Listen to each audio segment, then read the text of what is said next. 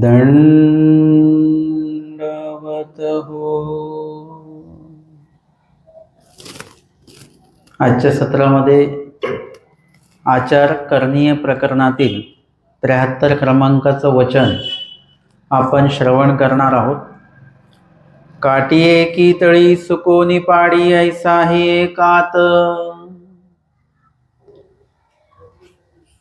स्वामींनी सांगितलेला आचार साधनवंत करत असताना अधिकार भेदत्वे जसं ज्यांच्या ठिकाणी त्यांना भजन घडलेलं आहे, मग कोरडे जीवदेवता भजनीय आहेत, ज्ञानिया भक्ताचे भजनीय आहेत, त्यानंतर त्रियंच अवतार, मनुष्य अवतार, 12वेशी अवतार यांच्या ठिकाणी भजन घडून जो भूतभजनाधिकार निष्पन्न झालेला आहे, त्यानुसार पुढे ज्ञान देहामध्ये त्यांचा जो आचार आहे तो बघायला मिळतो। जीवदेवता भजनीय आहेत तर त्यांचा जो आचार आहे तो थोडासा कोरडा, आपल्याला त्या आचारामध्ये कोरडेपण आपल्याला दिसेल। ज्ञानिया भक्ताचे भजनीचे जे काही आहेत त्यांच्या ठिकाणी प्रयत्न हा गुण आपल्याला दिसेल। वस्तू भजनीय असतील तर त्यांच्यामध्ये ओला गुण आपल्याला दिसणार आहे। आणि म्हणून हे अधिकार जे आहेत ते भजनानुसार त्याच्यामध्ये निष्पन्न होत असतात। तर आधीच्या वचनामध्ये आपण बघितलं की एवं पर्यंत प्रयत्निया, म्हणजे या वचनी ज्ञानिया भक्ताच्या भजनीचे पुरुष जे आहेत ते बघितलेले आहेत आणि त्यांच्या ठिकाणी तो प्रयत्न हा गुण जो आहे तो निष्पन्न झालेला आपल्याला बघायला मिळतो। काठी एकी तळी सुकोनी पाडी ऐसा ही एक आत, म्हणजे प्रयत्न हा गुण असणारेच पुरुष आहेत का न? काठी एकी तळी किंवा अजून कसे पुरुष आहेत? अप्राप्ती भावणारे पुरुष आहेत, वटोवटोचे पुरुष आहेत, अजून कुठल्या गुणाचे पुरुष आहेत बरं? न काठीये एकी तळी सुकोनी पाडी। काठीये एकी तळी, काठी म्हणजे काठी मात्र। जसं आपण आधीच्या वचनामध्ये बघितलं की त्याच्यामध्ये सांगितलं की फळते फुलते जे झाड आहे ते नको पाहिजे। झाड कसं पाहिजे? काठी मात्र, ज्याला पानं, फुलं, फळं काहीच नसणार आहे, अशा प्रकारचं जे आहे ते झाड, त्या झाडाखाली देहक्षेपणे विजन करणे हे परमेश्वराला अपेक्षित आहे। मग अशा प्रकारचे पुरुष आहेत किंवा नाही ना? काठी एकी तळी म्हणजे काठी मात्र, ज्या काठीच्या झाडाच्या तळी म्हणजे त्या झाडाखाली बसून, सुकोनी पाडी म्हणजे आपलं देह सुकवून कृश करून, पाडी म्हणजे देह आपलं सोडतात, ऐसा ही एक आत म्हणजे असे सुद्धा जे पुरुष आहेत, साधनवंत जे आहेत ते साधनवंत स्वामींच्या नियमानुसार, स्वामींच्या विधीनुसार चालणारे जे साधक मंडळी आहेत, भक्त मंडळी आहेत, ती आपल्याला या वचनांमध्ये बघायला मिळत आहे। या वचनाचं जे काही निरूपण आहे ते प्रकरण वसाची जी लीळा आहे, बेलापूर या ठिकाणी स्वामींनी या वचनाचं निरूपण महादाईसांना केलेलं आहे।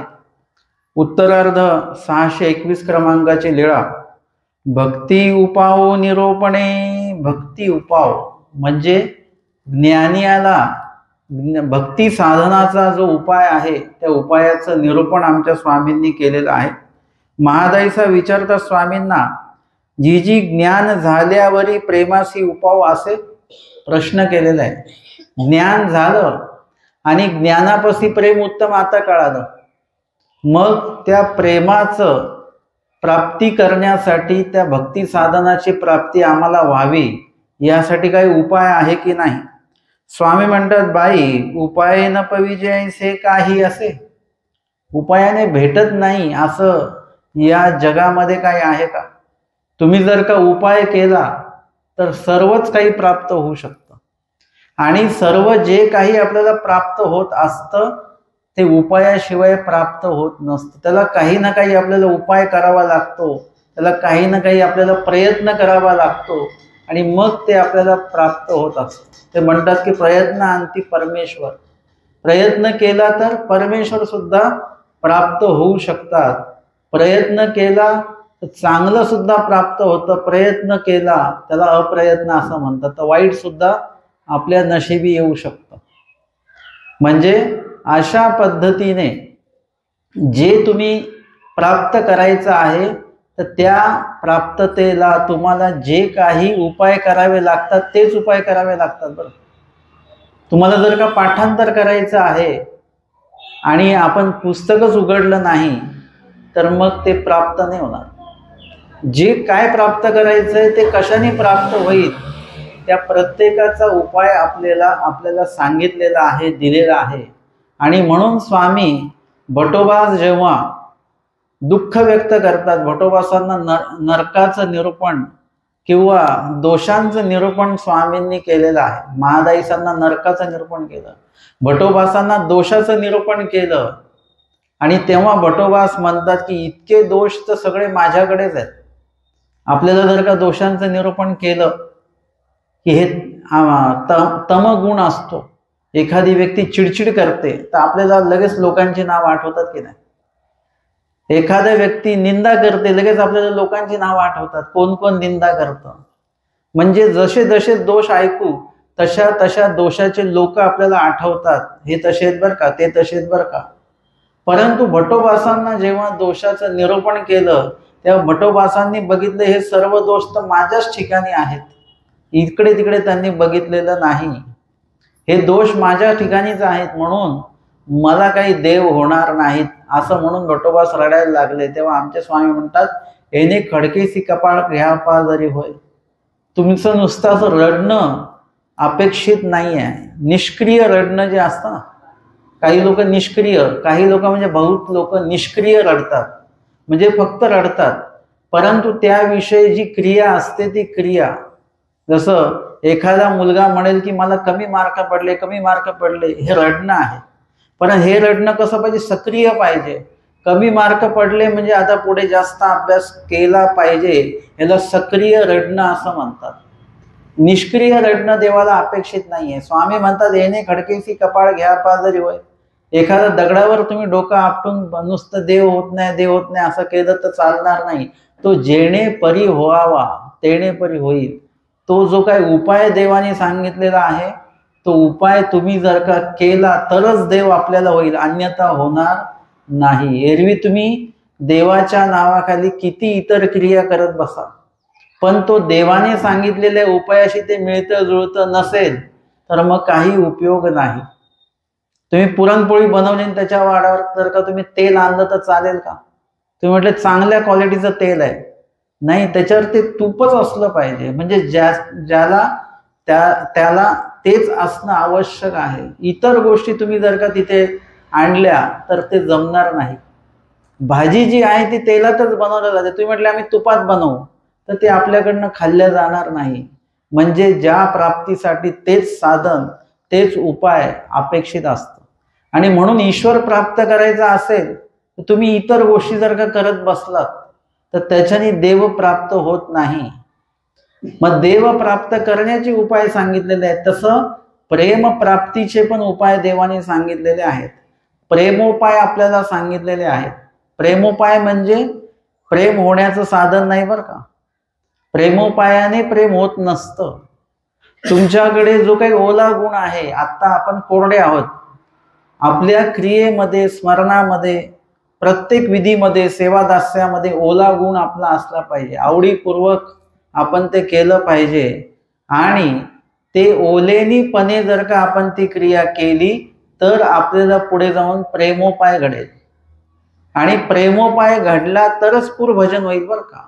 प्रेमोपाय जे आहेत, 14 उपाय वगैरे जे म्हटल्या जातात ते पूर भजनाचे उपाय आहेत बरं का. आपण त्याला काय म्हणतो? प्रेमाचे उपाय म्हणतो. ते पूरभजनाचे उपाय आहेत. त्याच्याने पूरभजन घडतं आणि पूरभजन घडल्यानंतर प्रेम साधनाची निष्पत्ती आहे. पूरभजन घडल्याशिवाय प्रेम साधन संचारणार नाही, निष्पन्न होणार नाही. आणि प्रेम साधन निष्पन्न झाल्यानंतर कवणे एकेकाळी जेव्हा ती परवड येईल तेव्हा परमेश्वर येऊन ते प्रेम देणार. बाईसांना मागील कुठल्या तरी जन्मी पूरभजन घडलेलं आहे आणि या जन्मी येऊन आमच्या स्वामींनी त्यांना प्रेम साधनाचा संचार केला. आणि म्हणून महादाईसांनी विचारलं की जीजी प्रेमाला काही उपाय आहे का? स्वामी म्हणतात उपायाने प्राप्त होत नाही अशी जगात कुठलीच गोष्ट नाही. पुढे स्वामी सांगतात अनुसरल्याचा देव. अनुसरल्याचा देव म्हणजे अनुसरण जर का घेतलं आणि ओलेनी गुन्हे जर का आचरण केलं तर परमेश्वर सहजपणे प्राप्त होऊ शकतात. हा एकमेव उपाय त्यासाठी आहे. मग ती गेली आणि मग त्या भटोबासांकडे गेल्या आणि भट धोत्राची या घडिया करत होते, कपड्यांच्या घड्या करत होते. महादाईसा म्हणतात भटोबासांना नागद्या प्रेमाशी म्हणे उपाव असे. प्रेमाला उपाय आहे बरं का, आपल्यालाही प्रेम साधन होऊ शकतं. भटोबास म्हणतात उगी असा का रूपे प्रेमासी उपाव कैचा. ते म्हणे शांत बसा, तुम्ही काही बोलता, प्रेमाला कसं काय उपाय असेल बरं? ना नागद्या असे. ते म्हणतात हो आहे. मग भटोबास म्हणतात तुम्ही जी सांगत असा की गोसावी निरूपिता ती. हे तुम्ही सांगितलं की स्वामींनी सांगितलं? पडताळणी कशी आहे? आपल्याला कुणी काही विधी सांगितलं की लगेच आपण ते करून मोकळे होतो. आपण पडताळतो का कधी हे स्वामींनी सांगितलंय का नाही सांगितलंय? आपण तपासलं पाहिजे ना ते काहीतरी. व्यर्थ क्रियेमध्ये, मी मागेही सांगितलं, व्यर्थ क्रियेमध्ये वेळ घालवू नका. आपल्याकडे वेळ खूप कमी आहे आणि किती कमी आहे हे पण आपल्याला माहिती नाही आहे. मग विहित जे आहे आपल्याकडे आधी सर्वात आधी जे निरूपण झालं तर त्याच्यामध्ये आलं मूर्तिज्ञानामध्ये प्रमाण शून्य ते गोसाव्यांच्या लेखी न लगे. तुम्ही देवाच्या नावाने सगळं ते करत बसाल पण ते जर का प्रमाण शून्य असेल तर ते स्वामींच्या उपयोगी लागणार नाही. तुमच्या मोक्ष साधनेच्या ते उपयोगी लागणार नाही. तुमचं साध्य साधन जे आहे त्याच्याने ते वाढणार नाही आहे. आणि म्हणून ते पडताळणी केली पाहिजे. हे देवाने सांगितलेलं आहे की जीवाने सांगितलेलं आहे? हे शोक्ती शास्त्रोक्ती लोकोक्ती मधलं आहे का ईश्वरोक्ती मधलं आहे? हे आपल्याला पडताळता आलं पाहिजे. आणि म्हणून भट्टोबास सुद्धा आहे. सांगणारे कोण आहेत? महादाईस आहेत. महादाईसांसारखी व्यक्ती सांगते तर आपण ते होच म्हटलं पाहिजे, नाही म्हणायचं काम नाही आहे. परंतु महादाईसा जरी म्हणतात तरी त्याला देवाच्या ईश्वराचं काही प्रमाण आहे का? आपले मोठे मोठे अधिकरण आहेत, ते जे बोलतात ते चुकीचं काहीच बोलत नाही, तरी सुद्धा ते जे बोलतात त्याला वचनाचं प्रमाण देऊन बोलतात, लेळेचं प्रमाण देऊन बोलतात, दृष्टांताचं प्रमाण देऊन बोलतात. कारण की त्यांनाही माहिती आहे की आपण जे बोलतो त्याला ते प्रमाण देवाचं देता आलं म्हणजे प्रमाणाशिवाय ते बोलतच नाहीत. म्हणजे आपणही त्यांच्याकडनं जेव्हा ऐकतो तेव्हा वचनाचं लेळेचं प्रमाण भेटलं तर आपल्यालाही ते सांगणं अजून आधारभूत वाटायला लागतं. अशा पद्धतीने ते म्हणतात की तुम्हीच म्हणता की देवाने सांगितलं. ना गोसावी निरूपिता ती. स्वामीच निरूपण करत आहेत. महादाईसांनी काय केलेलं आहे? निरूपण ऐकून घेतलेलं नाहीये, ते भट्टोबासांना घेतलेलं आहे त्यांनी. कारण की हे निरूपण ऐकायला विषय महत्वाचा आहे. भट्टोबास पण तिथे असणं आवश्यक आहे. हा सुद्धा काय आहे? एक प्रकारे प्रेमोपाय आहे बरं का. म्हणजे आपण एकट्यानेच धर्म आचरायचा नाही आहे. आपल्या सोबत जेवढे काही धर्म आचरण्यासाठी धर्म श्रवण करण्यासाठी येऊ शकतात तेवढ्यांना सोबत घेऊन चालायचं आहे. आणि म्हणून जसं भट्टोबासांनी सांडोवा प्रसंगी एकट्यानेच नाही केलं. स्वामींना म्हटलं बा देवा मी मदतीला बोलवू का त्यांना? म्हणजे त्यांच्यावरचा दोष जो आहे तोही घालवला, त्यांच्यावरची खंती आहे ती सुद्धा तिथे भट्टोबासांनी घालवलेली आणि त्यांना सुद्धा विधी घडवलेला आहे.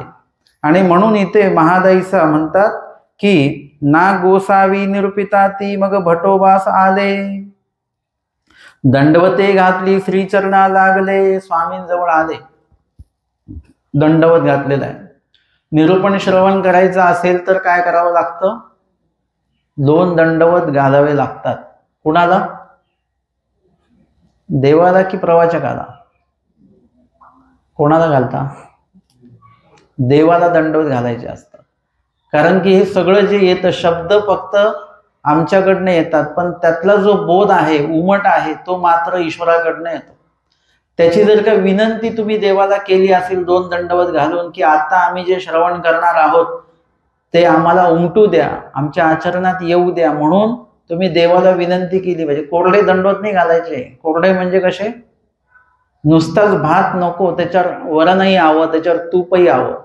तसं दंडवत घालताना नुसतेच आपले 2 दंडवत घालून घेतले तसं नको.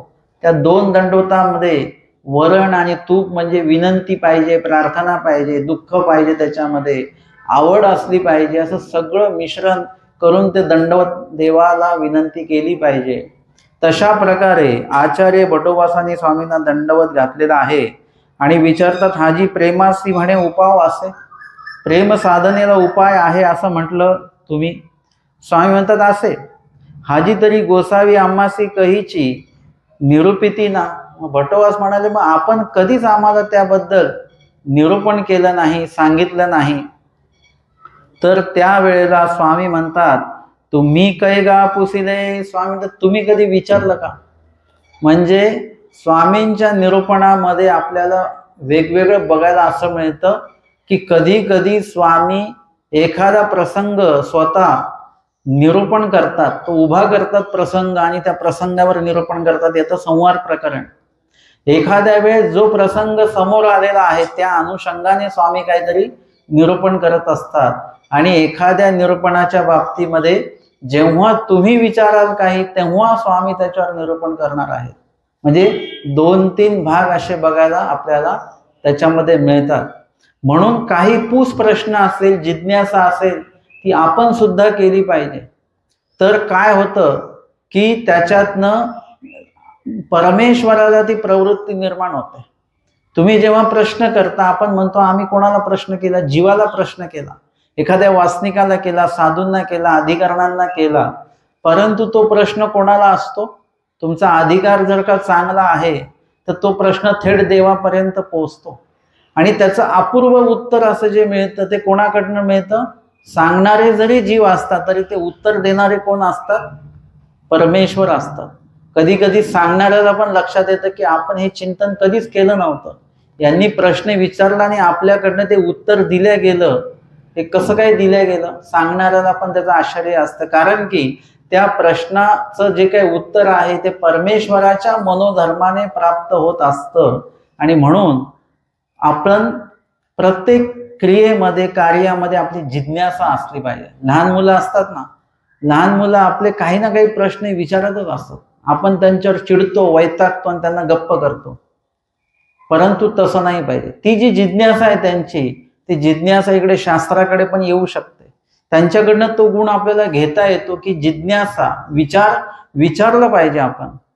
आणि त्या विचारातनं आपल्याला नुसतं उत्तर मिळत नाही. तुम्ही जेव्हा इथे प्रश्न करता तेव्हा तो प्रश्न तुमचा एकट्याचा नसतो. तुम्ही जेव्हा प्रश्न विचारता तेव्हा बाकीच्यांना वाटतं बरं झालं बरं का हा प्रश्न यांनी विचारला. त्याचं उत्तर फक्त तुम्हाला मिळत नसतं, त्याचं उत्तर सगळ्यांना भेटत असतं. आता एका लहान मुलीने प्रश्न विचारला घरी की 5व्या नामाचं स्मरण का करतात? मग ते म्हणाले वडील की बाबा आपण बाबांना विचारूया, म्हणजे ते व्यवस्थित सांगतील. मला त्यांनी तो प्रश्न विचारला. म्हटलं हा ठीक आहे, मी आत्ता उत्तर देणार नाही. म्हटलं मी याचं रेकॉर्डिंग करून पाठवेन. का? आणि याचं उत्तर आत्ता मी दिलं तर फक्त तुम्हालाच मिळेल. थोडं रेकॉर्डिंग करून पाठवलं तर ते उत्तर सगळ्यांना ऐकायला मिळेल. कारण आपले लोक भरपूर कन्फ्यूज असतात की स्मरण कशाचं, कुठल्या नावाचं करायचं. कोणी म्हणतं की या नामाचं करा, कोणी म्हणतं त्या नामाचं करा. एकाने म्हटलं की तुम्हाला पैसा अडका जर का पाहिजे असेल तर पहिल्या नामाचं स्मरण करायचं, असं सांगितलं बरं का.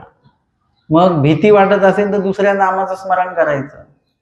आणि मग चक्रधर स्वामींच्या नामाचं स्मरण कोणी सांगत नाही, कारण चक्रधर स्वामी कसे आहेत? विरक्त आहेत. मग प्रापंचिक लोकांनी दुसऱ्या 5व्या नामाचं स्मरण केलं. अनुसरण घ्यायचं असेल तर 5व्या नामाचं स्मरण करा. असे विविध लोक काय काय सांगत असतात. कारण चक्रधर स्वामींनी काय सांगितलं? सगळ्यांसाठी 5वे ते निरंतर सांगितलेलं आहे. 5व्याच नामाचं स्मरण करायचं म्हणजे ही निश्चिती आहे. आता आपल्याला प्रश्न नाही पडला पाहिजे की मग इथे ह्या वेळेला कुठलं करायचं, त्या वेळेला कुठलं करायचं. म्हणजे अशा प्रकारे तुम्ही जेव्हा जिज्ञासा करता आणि त्याचं उत्तर मिळतं तर ते उत्तर सर्वांना प्राप्त होत असतं, सर्वांना लाभ होत असतो. हा सुद्धा प्रेमोपायातला एक छोटासा भाग आहे. स्वामी म्हणतात तुम्ही आम्हाला कधी काही विचारलंच नाही. म्हातारी जिज्ञासक, म्हातारी चर्चक. म्हातारी म्हणजे कोण?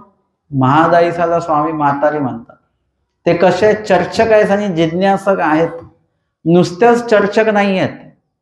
खूप लोक चर्चक असतात, नुसती चर्चा चर्चा चर्चा. चर्चक व्यक्ती कधीही जिज्ञासक असला पाहिजे. जिज्ञासक म्हणजे त्या चर्चेतनं जे भेटतं ते साठवता पण आलं पाहिजे. नुसतंच प्रश्न नाही पाहिजे, साठवता पण आलं पाहिजे. जिज्ञासा असल्याशिवाय तुम्हाला ते साठवता येत नसतं. तसं जिज्ञासक जो व्यक्ती आहे तो चर्चक पण असला पाहिजे. परत असं पण पाहिजे बरं का, जिज्ञासा आहे परंतु चर्चक नसेल तो, तर ते उत्तर किंवा ती चर्चा जी आहे ती पाहिजे तशी खुलत नाही. ती जिज्ञासा जी आहे ती पाहिजे तशी त्याचं उत्तर मिळत नाही. आणि म्हणून दोन्ही असलं पाहिजे. नुसतंच चर्चक नको तो व्यक्ती जिज्ञासक पाहिजे, आणि नुसतंच जिज्ञासक नको तो व्यक्ती चर्चक सुद्धा असला पाहिजे. म्हणजे दोन्ही योगाने ते प्राप्त होत असतं. आणि स्वामी म्हणतात महादायीचा चर्चकही आहेत आणि जिज्ञासक पण आहेत. येत काही पुसतची असे, इथे काही ना काही ते विचारतातच. असे काही ठिकाणं आहेत की तिथे मी गेलो, पाणी नाही पित तर लगेच प्रश्न तिकडे सुरू होऊन जातात, चर्चा सुरू होऊन जाते, काही ना काही पूस प्रश्न वगैरे सुरू होऊन जातात. कधी कधी म्हणजे त्या दिवशी एका ठिकाणी गेलो, रात्री 1:30 वाजला आम्हाला. म्हणजे संध्याकाळी 6:15ला जे बसलो आम्ही त्याच्यातच जेवण, त्याच्यातच चहा, त्याच्यामध्येच चर्चा होता होता 1:30 वाजून गेला. म्हणजे त्या ठिकाणी अखंड ती चर्चा चालूच राहते, जिज्ञासा चालूच राहते. अशा पद्धतीने महादायीसांचं आहे. स्वामींकडे येणार म्हणजे काही रिकाम्या गप्पा नाही, तिथे धर्मचर्चा शास्त्रचर्चाच चालणार. हे ऐसे तुम्हासीचीच पुरावे किंगा. स्वामी सांगतात हे काय आम्ही पुन्हा पुन्हा तुम्हाला सांगत बसणार नाही. हे तुम्हासीचीच पुरावे, तुम्हाला स्फुरलं पाहिजे की निरूपण स्थळी आल्यानंतर अन्य वार्ता करायची नाही.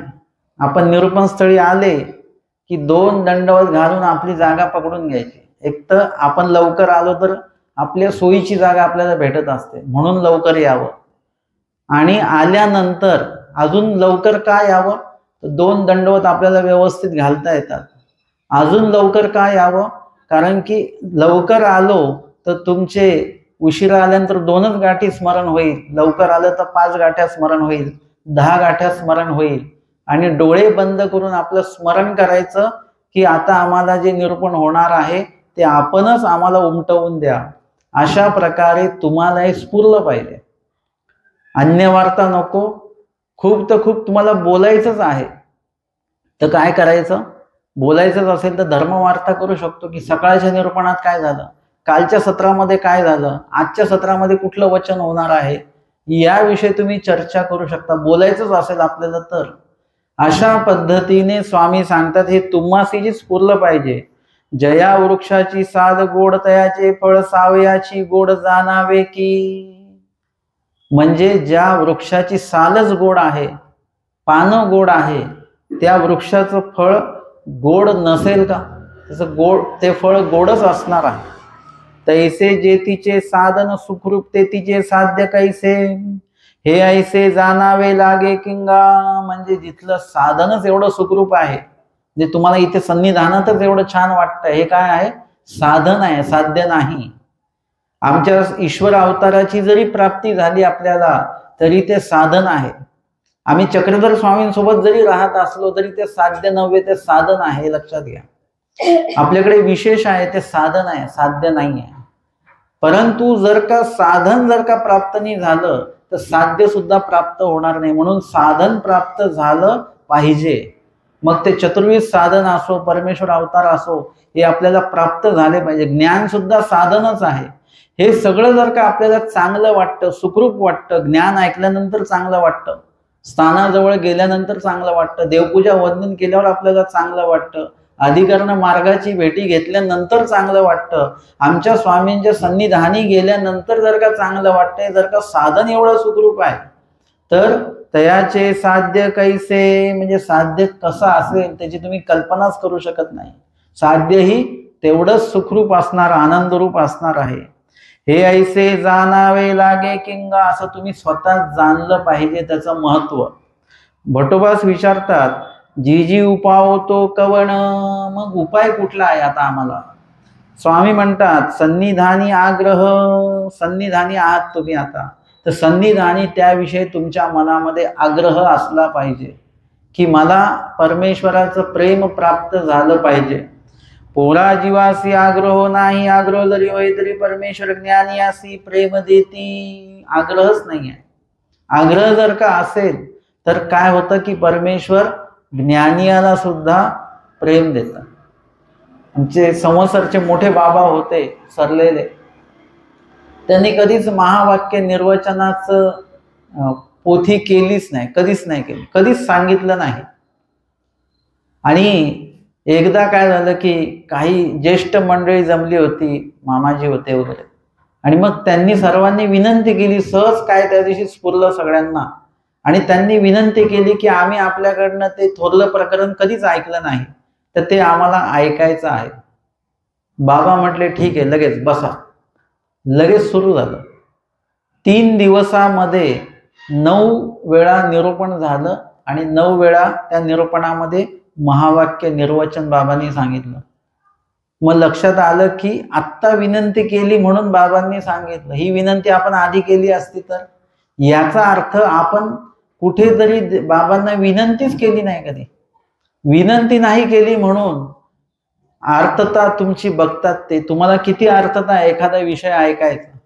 एखादा विषय ते स्वतःहूनच आम्हाला सांगणार, पण एखादा विषय जो आहे थोरल्या प्रकरणासारखा, ते आम्ही जेव्हा विचारू, जिज्ञासा भाऊ, त्यानंतर ते सांगतील. तसं परमेश्वराला काही गोष्टी तुम्हाला द्यायच्यात तर ते देणारच आहेत, पण काही गोष्टींविषयी तुम्ही जिज्ञासा भावली पाहिजे, अर्थता भावली पाहिजे. तुमच्याकडे काय काय असं वाटतं तुम्हाला की हा विधी मला जमत नाही, त्या विधीची परिपूर्णता परमेश्वराशिवाय होत नाही, म्हणून त्यांच्याकडनं तुम्हाला ते मागता आलं पाहिजे. आणि म्हणून स्वामी म्हणतात की आग्रह नाही, आग्रह जर असेल तर ज्ञानियाला सुद्धा प्रेम होतं बरं का. जैसा दुबळी मातेचा, दुबळी मातेचा दृष्टांत सांगतात की दुबळी मातेचं लेकरू आहे, ते आळी करूनी दूध जेवू मागे, ते हट्ट धरतं. कसं? मला दूध पाहिजे म्हणून ते हट्ट करतं, दूध भात जेवायचं आहे. आणि ती माता कशी दुबळी आहे, म्हणजे तिच्याकडे ते द्रव्य नाहीये म्हणा की तो पदार्थ नाहीये, ती दुबळी आहे. आणि मुलगा तर काय मागतो, दूध भात खायला मागतो आहे. मग ती आई काय करते, सूप चाटू गहाण ठेवी, म्हणजे घरातल्या काहीतरी वस्तू ती गहाण ठेवते. तयासी दूध भात जेवू घाली, आणि त्याला ती दूध भात उपलब्ध करते आणि ती त्याला जेवू घालते. आता हा आग्रह कसा आहे, ती घरातली वस्तू गहाण ठेवते, म्हणजे मुलांनी लगेच आग्रह केला आणि लगेच आईने दिला असं नसतं. हा आग्रह खूप दिवसाचा सुरू आहे. तुमच्याकडे मुलं काही मागतात तेव्हा तुमची ती देण्याची क्षमता आत्ता नसते, तुम्ही देऊ नाही शकत त्यांना.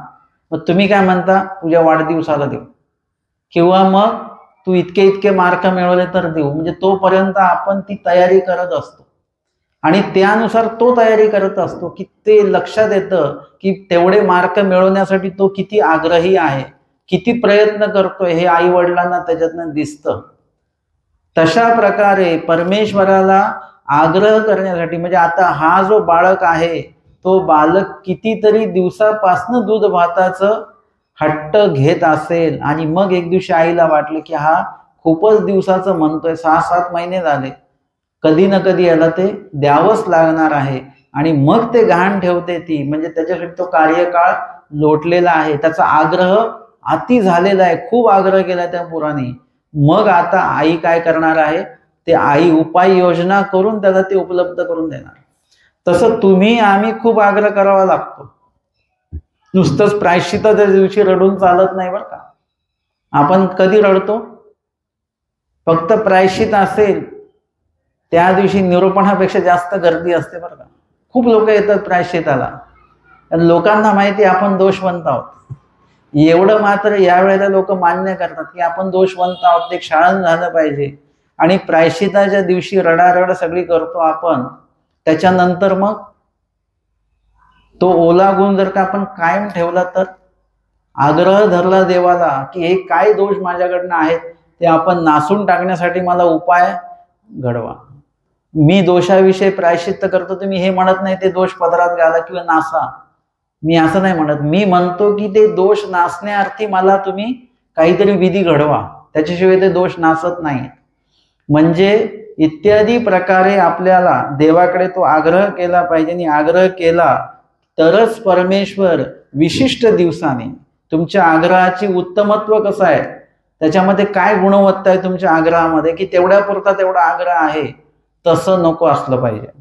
आणि ती आई जी आहे ती काय करते, दूध भात जेव घाली तैसा जीवासी आग्रह नाही आणि ईश्वरी प्रवृत्ती नाही.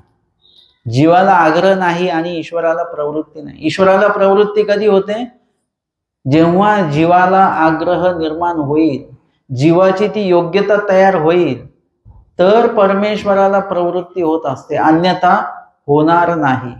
आणि म्हणून काही बाबतींमध्ये आपण देवाला प्रवृत्ती निर्माण व्हावी अशा प्रकारचं वर्तन आपलं असलं पाहिजे, की देवालाही आपल्याला बघून प्रवृत्ती निर्माण होईल की आता यांना हे द्यावं म्हणून.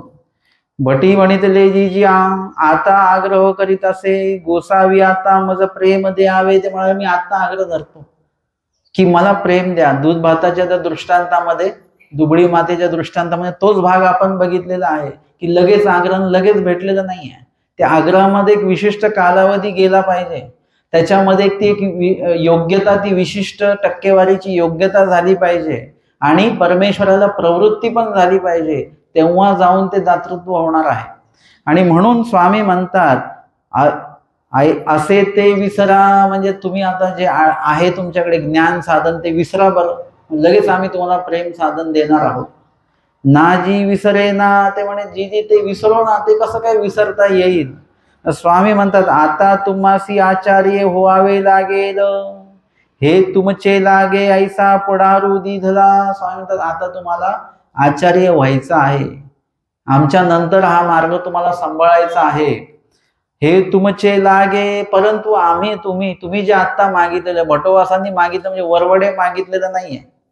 आपण मागत असतो ना, प्रेमदान द्या मजला, आपण त्या आरतीमध्ये म्हणत असतो, विजय करावे मम सदन आला वगैरे, त्या आरतीमध्ये आपण शेवटी म्हणत असतो प्रेमदान द्या, रोज म्हणत असतो. परंतु आपण त्या आरती संपल्यानंतर विचार करतो का की देवाकडे आपण प्रेमदान मागितलंय बरं का, की मग आता त्या हिशोबाने आपल्याला काही क्रिया कार्य करावे लागतील, विधी करावे लागतील, असं काही असतं का? नाही. आपण बोलतो वरवडे, त्याच्याशी आपलं काही गांभीर्य नाही आहे.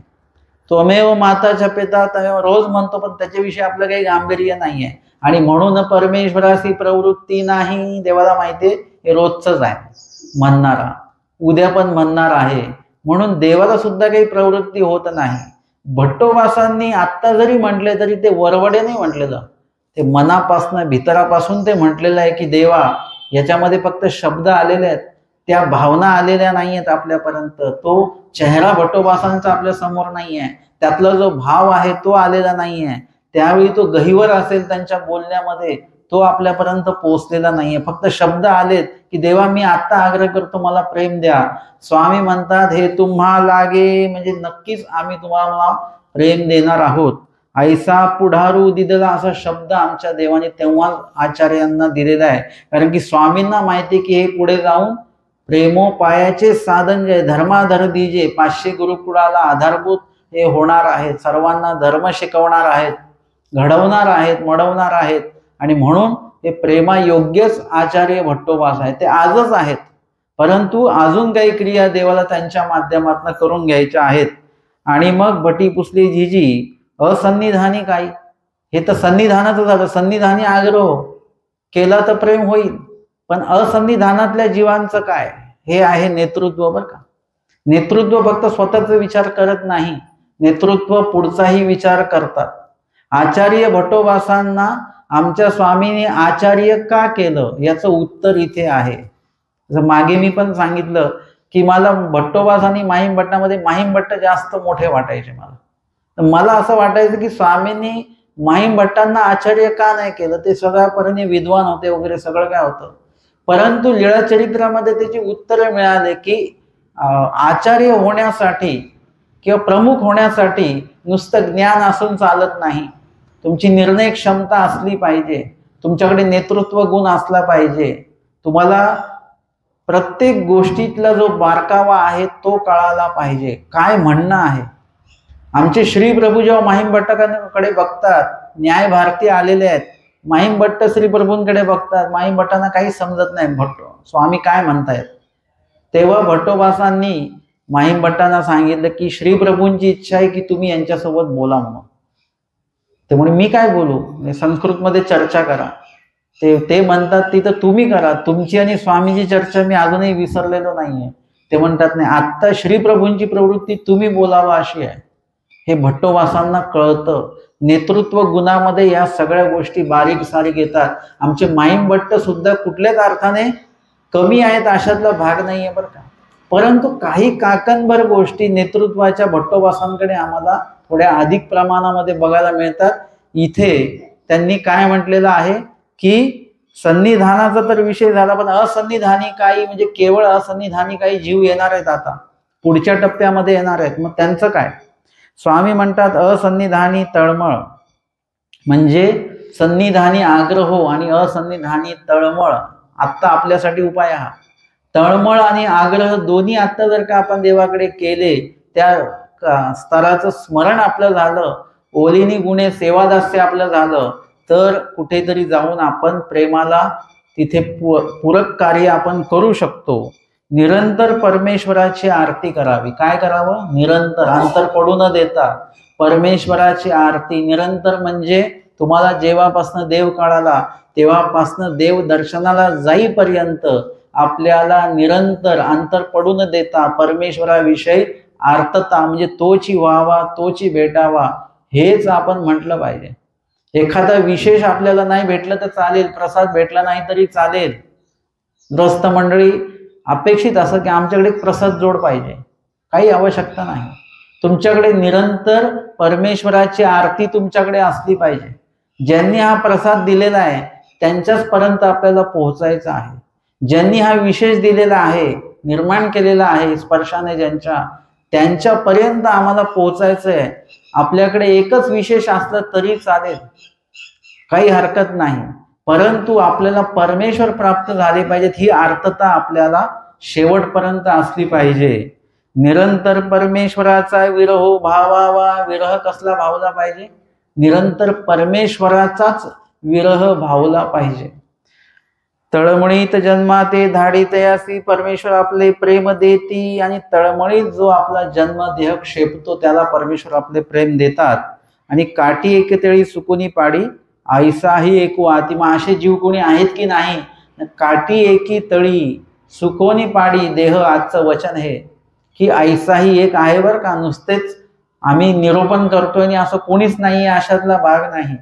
अशा प्रकारचे सुद्धा पुरुष या ठिकाणी आहेत असं या ठिकाणी स्वामी त्यांना निरूपण करतात. महादाईसा विचारतात, महादाईसा ते सर्वज्ञ म्हणितले. स्वामी म्हणतात महादाईसांना, बाई आता येथुनी वानरेशा आचारत्व देऊनी उत्तरापंथे बीजे कीजेल. आता आम्ही बीजे करणार आहोत भट्टोबासांना सर्व सोपवून. यावरी भटी म्हटले, जीजी मी कायसे आचार्यत्व करीन. ते म्हणाले मी कशासाठी आचार्य हो, मला का मुख्य करता तुम्ही.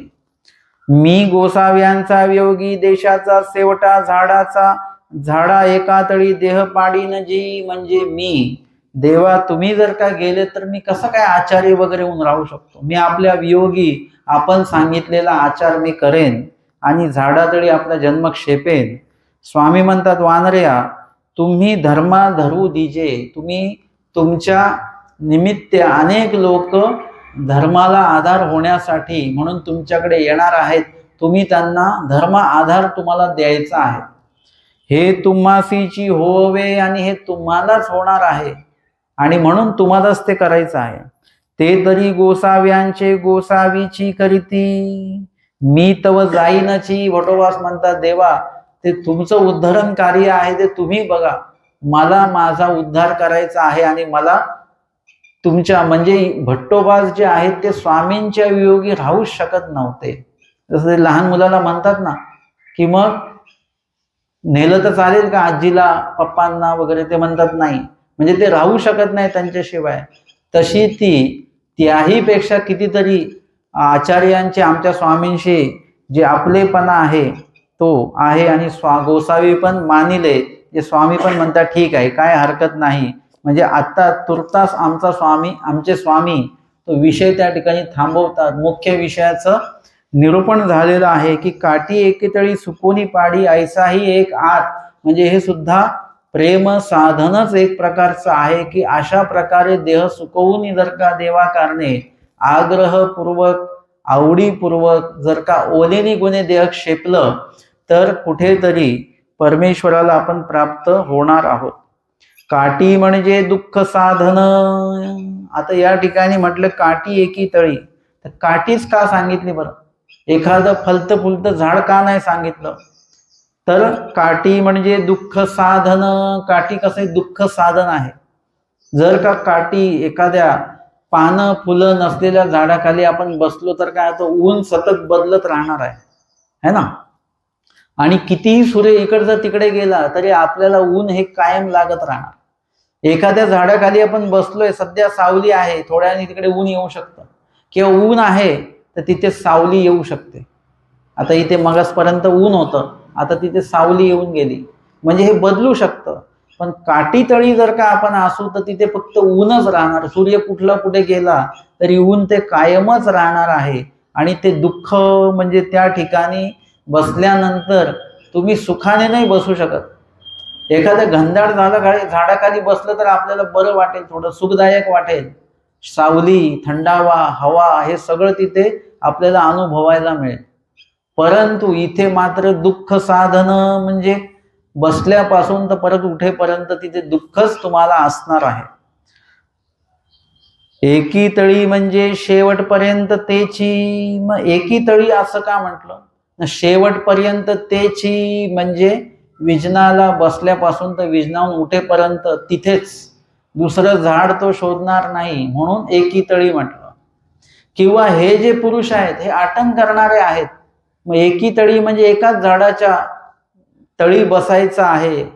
मग हे कसं काय घडू शकतं? त्यांचं तर आटन सुरू आहे. एकी तळी म्हणजे काय ना, शेवटपर्यंत तेची म्हणजे जरी पुढच्या गावाला गेले तरी काठी तळीच ते बसणार आहेत, काठी मात्र सेवन करणार. अजून पुढच्या गावाला गेले तर काठी मात्र सेवन करणार. किंवा विजनस्थळ जरी बदललं त्यांनी तरी काठी मात्र झाडाखालीच ते बसणार आहे. म्हणजे काठी मात्र ते सोडत नाही, घनदाट झाडाखाली बसत नाही, मंजिष्ठ छाया असलेल्या झाडाखाली बसत नाहीत. काठी मात्र जे झाड आहे तिथेच बसतात. म्हणून इथे काठी तळी असं म्हटलेलं आहे. म्हणून एकी, म्हणून एक म्हटलेलं आहे, म्हणजे एकच आचार ते शेवटपर्यंत करतात, म्हणून काठी एकी तळी असं म्हटलेलं आहे. गती कुंठल्या शेवटील दिसी एकीची तळी देह घातले म्हणून एकी. अजून दुसरा अर्थ सांगतात की गती कुंठल्या म्हणजे गती कुंठली म्हणजे आटनादी क्रम जो आहे तो कुठेतरी थांबला, अशक्तता प्राप्त झाली, देह क्षेपण्याचा जर का वेळ आलेला आहे तर अशा वेळेला एकाच झाडाखाली ते बसून देह क्षेपणार आहेत. ते झाड सुद्धा कुठलं असणार? काठी मात्रच ते झाड असणार आहे. आणि म्हणून कुंठल्या शेवटील दिवशी, शेवटच्या दिवसापर्यंत एकीची तळी देह घातले म्हणजे त्या झाडाखाली आपलं देह क्षेपणार आहे. आणि म्हणून एकी तळी असं सांगितलेलं आहे. सुकवणे म्हणजे अस्ति चर्म एक झाले. एकी तळी सुकवणी पाडी, आपलं देह सुकवून पाडतात. म्हणजे नेमकं काय करतात बरं? आपण कपडे सुकवतो, पापड सुकवतो, इथे काय उपक्रम आहे? देह सुकवणे हा उपक्रम आहे. इथे तो विधी इथे सुरू आहे.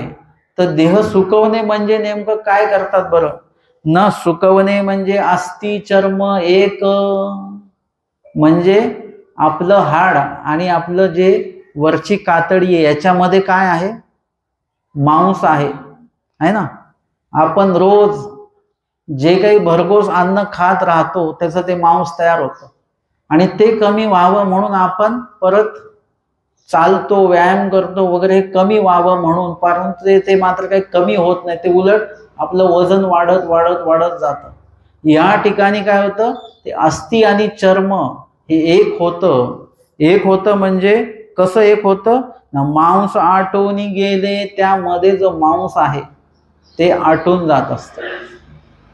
म्हणजे चर्येचा जो काही भाग आहे, चर्येमध्ये जो काही परिच्छेदाचा भाग आहे, पदार्थ परित्यागाचा जो काही भाग आहे, आणि आहाराचं जे नियमन आहे, आटनादिक्रमे जे चालणं आहे, या सर्वाच्या योगाने मांस धातू जी आहे ती आटून जाते, आणि ते चर्म काय आहे ते हाडाला टेकतं. आणि म्हणून म्हणतात की अस्थि आणि चर्म एक होतं.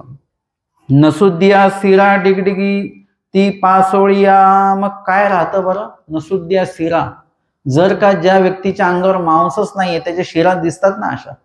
आणि डिगडिगी ती पासोळिया म्हणजे हाडं, आतमधला पूर्ण सापळा जो आहे तो दिसायला लागतो. अशा प्रकारे हे सुकवणी पाडी, याला काय म्हणतात? ते सुकवणे, याला सुकवणं असं म्हणतात. अशा प्रकारे आचार करून देह सुकविला जातो. मा सुकविले ते काही उपवासेची केले. आता टीकाकार शंका करतात की आपल्याला जर का आपलं देह सुकवायचं आहे, आपलं वजन आपल्याला कमी करायचं, तर आपण काय करतो? उपवास करतो की नाही? उपवास कसले? फोडणी तोडणीचे पदार्थ खात नाही, त्याच्या बदली अजून काही आपण खातो वगैरे, किंवा उपवास करून करून करून 2-2, 4-4 दिवस उपाशी राहून यांनी आपला मांस धातू आटवलेला आहे का? म्हणजे कशा प्रकारे त्यांनी आपलं अस्थि चर्म एक केलं म्हणे ना. म्हणजे असं नाही, उपवासापाठी उपवास केले नाही. मानवा पंथामध्ये उपवास हा प्रकारच नाही. आमचे स्वामी सांगतात, बाई तुम्ही नित्य उपवासी आहे की? म्हणजे तुम्ही फोडणी तोडणीचं अन्न कधीच खायचं नाही हा उपवास, मिष्टान्न खायचं नाही हा उपवास आहे, इंद्रियार्थ पदार्थ आवडणारे पदार्थ खायचा नाही हा उपवास आहे आपला. एरवी वृक्षांना आपल्याला सर्व काळ खायचं आहे, वृक्षांना किती जरी खाल्लं तरी त्याचा कुठलाही दोष नाही असं स्वामी सांगतात. मग कसं सुकवलं बरं? ना हळूहळू संयमे सुकवी. हळूहळू संयमे, हळूहळू टप्प्याटप्प्याने आपली मात्रा अन्नाची कमी करत करत करत अट्टादिक्रमे चालत चालत अशा प्रकारे नियम पद्धतीने ते सुकवलेलं आहे. मग मात्रा न लंघित म्हणजे आपल्या अधिकाराची जी मात्रा आहे, कोणी चातुर्तांश आहाराची मात्रा आहे, कोणी अर्धाहारी आहे, कोणी पावनाहारी आहे, कोणी संपूर्ण आहारी आहे, कोणी दर्या आहे, इत्यादी प्रकारेची आहाराची मात्रा त्यांची ठरलेली आहे.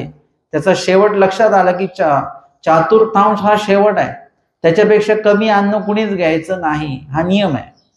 मग त्याच्यापेक्षा ते अन्न कमी खात असतील न, ते म्हणतात मात्रा न लंघित. त्यांचा चातुर्थांश जो आहार असेल तो न लंघता ते आहार खाऊन जेवढा त्यांना लागतो, प्राणासी आहार द्यावा, तो तेवढा आहार देऊन त्यांनी आपलं देह सुकवलेलं आहे. पाडी म्हणजे आपले उत्कर्षे पुरुषाद्य केले ऐसाही. सुकोनी पाडी म्हणजे का बरं? पडे असं का ना म्हटलं? पाडी असं का म्हटलं? पडे म्हणजे आपोआप ते होतं, असंच आम्ही लावलेलं ते आपोआपच पडलं, त्याला म्हणतात पडे. आणि पाडी म्हणजे आपण स्वतः ते पाडलेलं आहे. सुकोनी पाडी म्हणजे प्रयत्नपूर्वक. कसं? न आपलेनी उत्कर्षे म्हणजे स्वतः सत्व गुणाचेनी उत्कर्षे उचंबळे. पुरुषार्थ केले म्हणजे पुरुषार्थ क्रिया ती केलेली आहे. तुम्ही त्याला असं नाही म्हणू शकत की यांना तिकडे काम करायला नको म्हणून हे इकडे येऊन संन्यास घेऊन आपलं भिक्षा मागून खात आहेत, तसं नाही. तो पुरुषार्थ आहे. देह सुकवून पाडणे हे सहज शक्य नाही आहे. आज लोक किती डायटिंग करतात, व्यायाम करतात, तरी देह कमी व्हायला तयार नाहीये. इथे पुरुषार्थच एक प्रकारचं, ते कशासाठी आहे? ईश्वरासाठी म्हणून आहे, ते आवडीपूर्वक म्हणून आहे, तो अधिकार आहे त्यांचा, ती योग्यता आहे त्यांची, आणि त्याच्यामुळे हे साधल्या जाते. का साधारण गोष्ट नाही. आपल्याला 1 तास नुसतं स्मरणाला बसायचं म्हटलं तर एका मांडीवर आपण ते बसू शकत नाही, एका बैठकीत आपण ते करू शकत नाही, आपण स्वस्थपणे स्थिरपणे ते करू शकत नाही. अस्वस्थता निर्माण होते. 1 तास नुसतं बसायचं म्हटलं तर एवढं अवघड आहे. एक जन्म देह क्षेपवून पाडतायत आपलं. हे काय आहे? पुरुषाद्य केले म्हणजे अशा प्रकारे क्रमाक्रमाने तो जो काही क्रम आहे तो त्यांनी इथपर्यंत आणलेला आहे. म्हणून पाडी, म्हणून त्याला पाडी असं म्हटलं, पडे असं म्हटलेलं नाही. त्यांनी स्वतःच्या जाणीवेतनं आवडीपूर्वक आपलं देह सुकवून पाडलेलं आहे. ऐसाही म्हणजे विस्मयो अतिशय रूप. ऐसाही असं म्हणतात स्वामी. ऐसाही एक आत म्हणजे काय बरं? आश्चर्य. विस्मयो अतिशय रूप म्हणजे देवाला सुद्धा त्याचं आश्चर्य आहे. कारण देवाने अनेक जीव बघितले मूळ सृष्टीपासून आतापर्यंत. खूप कमी लोक आहेत. जसं आता मी खूप ठिकाणी निरूपण करतो, खूप कमी ठिकाणी असे लोक आहेत ज्यांचं सूत्रपाठ पूर्ण पाठांतर आहे, न बघता जे खडखड म्हणू शकतात. असे जर का लोक कोणी भेटले तर आश्चर्य वाटतं बरं का. रे वा, छान आहे, सूत्रपाठ पाठांतर आहे त्यांचं. म्हणजे हे आश्चर्यकारक आहे. देवाने तर आपल्यापेक्षा सर्व जीव, आपण तर काही जीव बघितले, देवाने तमातले सगळे जीव बघून घेतलेले आहेत, कोण कोण कसे कसे काय काय आहेत. आणि तमातनं आता आपण इकडे प्रवाही सृष्टीत आल्यानंतर सुद्धा आपले गुणदोष देवाला सगळं माहिती आहे. म्हणून देव हे करतात की नाही, त्यांना जमणार नाही बरं का. म्हणजे आपण एखादं कार्य देतो ना की बाबा त्यांना भाषण करायला लावा, आपल्याला माहिती ते बोलू शकत नाही, आपण म्हणतो नाही ते नाही बोलू शकणार, म्हणजे आपल्याला माहिती ते नाही बोलू शकत. तसं देवाला सुद्धा माहिती आहे की आम्ही सांगितलेलं कुणाला ते आचार कुणाकडनं होणार नाही. कारण कुणी ते करण्याच्या दृष्टीने कुणाचाही मनोधर्म तसा नाहीच आहे. आणि त्यातल्या त्या जर का एखादा जीव असा सुकुनी पाडणारा असेल तर देवाला सुद्धा त्याचं आश्चर्य वाटतं की बघा हा एक जीव आला बरं का असा. म्हणून देवाला सुद्धा आश्चर्य आहे की नाहीतच असं नाही, आहेत, फक्त त्याचं प्रमाण कमी आहे. एकी आत म्हणजे बाहुल्य नाही. स्वामी एक आत असं का म्हणतात? बाहुल्य नाहीये म्हणजे त्याचं प्रमाण जास्त नाहीये, म्हणून एक आत असं म्हटलेलं आहे. किती बरं प्रमाण? नाहीसा आती तो मनुष्यानाम सहस्रेषु म्हणून एक. किती आहेत बरं? हजारामागे किती आहेत? ते म्हणतात मनुष्यानाम सहस्रेषु, 1000 लोकांमध्ये एक जीव असा भेटतो. मामाजी म्हणतात हे खूप प्रमाण कमी झालं. मनुष्यानाम सहस्रेषु 1000 लोकांमागे असं दिसतात का लोक आपल्याला? लाखानाम सहस्रेषु मामाजी म्हणतात, म्हणजे 1 लाखामध्ये एक जीव आणि 1 कोटीमध्ये एखादा जीव असेल. आता किती संख्या आहे आपल्या देशाची? त्याच्यामध्ये 1 कोटीमध्ये एखादा जीव असणार आहे. म्हणजे इत्यादी प्रकारे ते प्रमाण सांगितलेलं एक प्रकारे इतकं कमी प्रमाण आहे अशा जीवांचं. सुकवणी जरठ प्रेमळ विरहिया. सुकवणी कोण कोण पाडतात न? जरठ म्हणजे अवधदृष्ट अवताराचे भजनी असतील, प्रेमळ म्हणजे पक्षी अवताराचे भजनी असतील, विरहिया आणि त्याच्यामध्ये मनुष्य अवताराच्या भजनीचे जे पुरुष असतील किंवा देवभजनी असतील ते आपलं देह जे आहे ते सुकवणी पाडतात. ईश्वरा भेन सकळचर्या विधी क्षाळन करी. का करतात बरं? ईश्वरा भेन. ईश्वरा भेन म्हणजे ईश्वराची भीतीने नव्हे की देव आपल्याला हे करतील म्हणून, तसं नाही. त्या भीतीमध्ये ती भक्ती आहे की देवाला खंती नाही आली पाहिजे. मी जर का चुकीचं आचरण केलं तर देवाला खंती येईल, प्रसन्नता जाईल, ही भीती आहे. आणि त्या भीतीमुळे सकळचर्या विधी, सकळचर्या आणि विधी इत्यंभूतकरण क्षाळन करी म्हणजे आपले दोषांचं क्षाळन ते करतात किंवा त्या देहाच्या मध्ये ज्या काही गोष्टी दोषरूपी आहेत त्याचं क्षाळन ते करतात. कसं करतात ना? काठी मात्र म्हणजे सांगतात की काठी मात्र झाडाखाली बसणे आणि उन्हात बसणे सारखंच आहे बरं का. लक्षात घ्या. तुम्ही एखादं काठी मात्र झाड बघा ज्याला पानं फुलंच नाही आहेत, त्याच्या खाली किती सावली असते? काहीच सावली नसते. त्याच्यापेक्षा उन्हात बसलेलं चांगलं. मग ते उन्हात बसतात का सरळ? नाही, ते काठी मात्र झाडच बघतात. कारण की उन्हात बसलं तर ती काय होईल? सोक्ती होईल. देवाने काठी मात्र झाड सांगितलं आणि मी उन्हात सरळ बसतोय म्हणून ती आज्ञा पण भंग होता कामा. त्यातही वचन पालन झालं पाहिजे की दोन्हीकडे बसणं सारखंच जरी असलं तरी देवाने मात्र काठी मात्र सांगितलेलं आहे, तर काठी मात्र झाडाखालीच बसायचं आहे. पुरुष प्रयत्नी साह्य हा पहिला कर्मनाश थोडा. म्हणजे सर्व पुरुष सारखेच आहेत का? तर त्याच्यामध्ये पुरुषत्वी त्यांच्या अधिकार भेद आपल्याला बघायला मिळतात. पुरुष प्रयत्नी साह्य ह्या वचनीचे जे पुरुष आहेत हे कोण आहेत? हे पहिले पुरुष आहेत आणि त्यांचा कर्मनाश काय आहे? थोडा. इतरांपेक्षा कर्मनाश थोडा होणार का? कारण की हे जीव देवता भजनी आहेत, हे कोरड्या गुणाचे आहेत, त्याच्यामुळे त्यांचं दुःख कमी असणार, कर्मनाश कमी असणार. म्हणून इथे पुरुष प्रयत्नी साह्य, जेवढा प्रयत्न तेवढं साह्य. एवं पर्यंत हा उत्तम. अजून पुढचे पुरुष म्हणजे एवं पर्यंत प्रयत्नी ऐकू आती. इथे जीव देवता मागच्या वचना ह्याच्यामध्ये जीव देवता भजनीय सांगितले आणि या पदामध्ये देह एवं पर्यंत हा उत्तम म्हणजे एवं पर्यंत प्रयत्नीया म्हणजे इथे ज्ञानीया भक्ताच्या भजनीचे जे पुरुष आहेत त्यांच्याकडे प्रयत्न गुण असल्यामुळे हे मागील जीवदेवता भजनीपेक्षा हे पुरुष उत्तम आहेत. अप्राप्ती निमित्तके दुःखे हा याही उनी उत्तम म्हणजे त्रियंच अवतार कच्च मच्छ पशु पक्षी यांच्या भजनीचा जो पुरुष आहे यांच्या ठिकाणी भजन घडलेला आणि भजन घडून ज्ञानाधिकार निघालेला जो पुरुष आहे तो कसा आहे?